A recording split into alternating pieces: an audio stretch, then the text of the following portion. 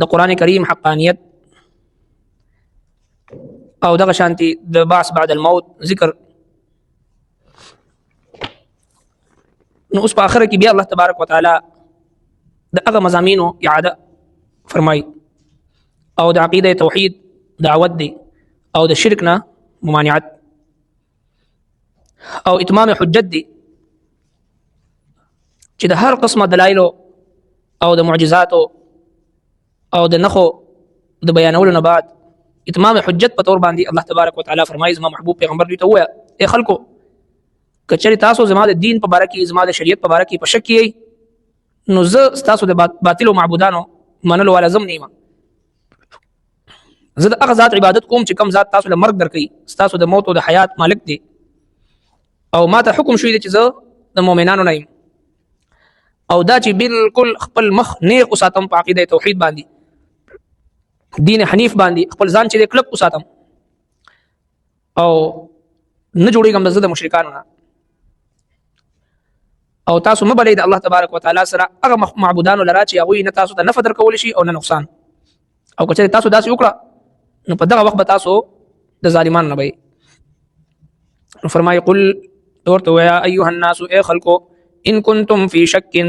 چېرې تاسو په شک کې من دیني زما د دین زمانه فلا اعبد الذین نو زه عبادت نه کوم د هغو تعبدون چې کوم تاسو عبادت کوئ من دون الله سوا د الله نه ولكن اعبد الله لیکن زه عبادت کوم د هغه الله الذي کم چې يتوفاکم چې مرګ درکوي تاسو ته وامرت او ما ته حکم کړی شوی دی ان اكون چې یم زه من المؤمنین او د مؤمنانو نه وان اقم وجهك او دا چې نیغ کړه وجهك مخبل للدين حنيفا دین حنیف تا ولا تكونن او مکیګه من المشرکین او د شرک کوونکو ولا تدعو او مبل من دون الله د الله نه سوا بل څوک ما هغه څه لا ينفعك چې نفع نظر کوي تاسو ته نفع نظر رسوي تاسو ته ولا يضرك او نظر رسوي تاسو فان فعلت کتا دا سوکړي فانك نبشكت اذا دغه وخت من الظالمين د ظالمانو نه.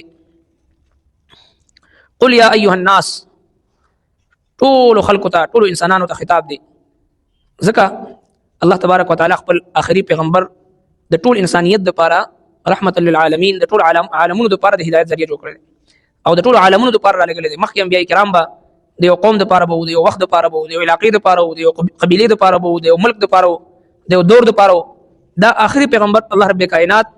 څنګه چې الله رب العالمین دی قرآن کریم هدى للعالمین دی الله محبوب پیغمبر رحمت للعالمین دی د ټول عالمونو لپاره د هدایت ذریعہ ده. قل یا ایها الناس عام دعوت دی عام ای خلکو پدې کې پوره انسانیت قیامت پوراتون کې هغه ته دعوت فکر دی. ان کنتم فی شک من دینی کچری تاسو په شک د دین زمانہ دین اسلام ان الدین عند الله الاسلام شریعت محمدی په باره کې کتر تاسو په شک کې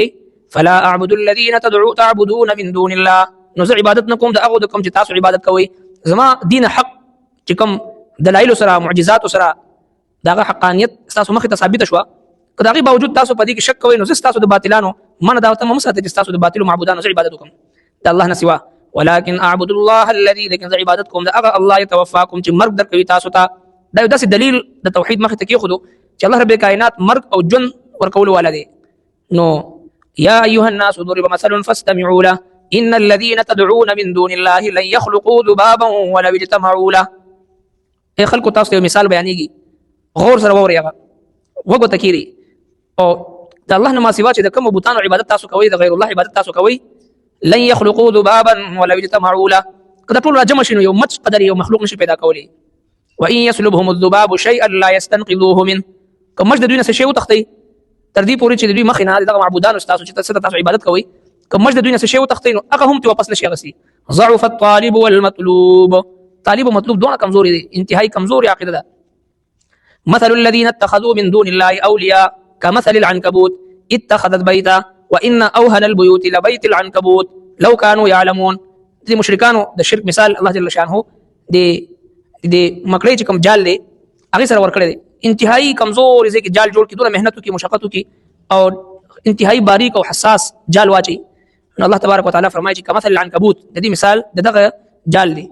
اتخذت بيتا وان اوهن البيوت لبيت العنكبوت ټول کمزور جال کور د دی وي دومره مهنت سره خپل جال واچي او خو حساس ځکه جوړ کی خو بس معمولی هوا سره، معمولی کپڑے سره، معمولی حرکت سره نست نابود شي. دغه شانتي مشرکانو عقیده ده د ځان نه یو تصوراتي عقیده جوړ کی څرنګه چې په دې موجوده دور کې هر طرف ته دغه الحاد ایتیس جو ته وي دغه ملحدینو انتهایی منظم ګروه لګیا دی. د یو تحقیق مطابق صرف زموږ استادو پکې کې تقریبا 10 लाख پورې کسان به دغه دهریت طرف ته، ایتیس طرف ته او الحاد طرف ته چې دوی مایل کړي دي او خلک چې دغه باطل عقیده ته اړولې دي. نن د مسلمان عقیده توحید په خطر کې ده. خلک چې وړو وړو خبرو باندې لګیا دي، لانجې کونجې کوي او بحثونه او بحثي کوي. نن د مسلمان عقیده توحید چې دغه په خطر کې ده. د الله رب کائنات د وجود په اړه کې چې نن د مسلمان باندې ځین سازي کیږي چې په شکوک او شبهات کې چول کیږي لګیا دي. د قران کریم د هزارو آیاتونو مبارکه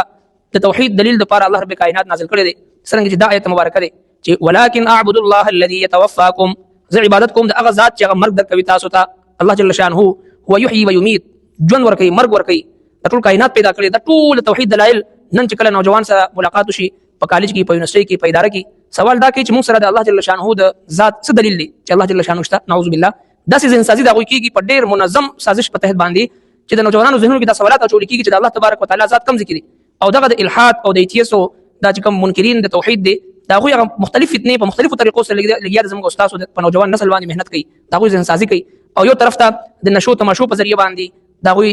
مستقبل بربادي او بل طرف ته د فحاشي او عریانی په ذریعہ باندې دا غوي مستقبل تباہ کوي او بل طرف ته د عقیده په باب کې مختلف شکوک او شبهات داسې لکچرران او داسې استادان او داسې ټیچران دا غوي ځین سازي کوي چې د الله رب کائنات د وجود په اړه کې چې مسلمان په تزلزل کې او په تذبذب کې واچي او شکوک او شبهات دغه په ځل کې پیدا کی. نو دا د اسلام د بیخکنۍ لپاره، د مسلمان د بیخکنۍ لپاره یو ډېر منظم سازش روان دي زموږ استادو په معاشره کې. ځکه الله رب کائنات 1446 سال مخکې د قران کریم په آیاتونو کې د توحید دلایل ذکر کړی دي او په داسې انداز سره ذکر کړی دي چې مسلمان قانون مسلمان د قران کریم د علومنا هغه انتهایی لري دي. وقال الرسول يا رب ان قوم اتخذوا هذا القران مهجورا. ورځ د محشر باندې الله محبوب پیغمبر د رب کائنات په حضور کې بګیلا شي کوي زما د قوم چې زما قران پرې نن مسلمان هر یو فن زده کوي، هر یو جوب زده کوي، په هر یو فن کې مهارت حاصلوي. خو چې الله کلام او تمخ ته کې خو درې شي دا دې معنا ماته وای یا ایه الذين امنوا اتسی په قران کریم کې الله رب کائنات خطاب کوي سوې تا نوجوان نسل ته علم نشته دي. ضرورت دې خبرې چې موږ تاسو په قران کریم باندې ځان پوي کو، عقیده توحید باندې ځان پوي کو، د الله رب کائنات د توحید کوم دلایل دي باغی باندې ځان پوي کو، خپل نوجوان نسل د الله کلام طرف ته متوجي کو، د غي ذکر لپاره، د غي تعلیم او تعلم لپاره، د قران کریم د علم د نشر او اشاعت لپاره دې طرف ته متوجي.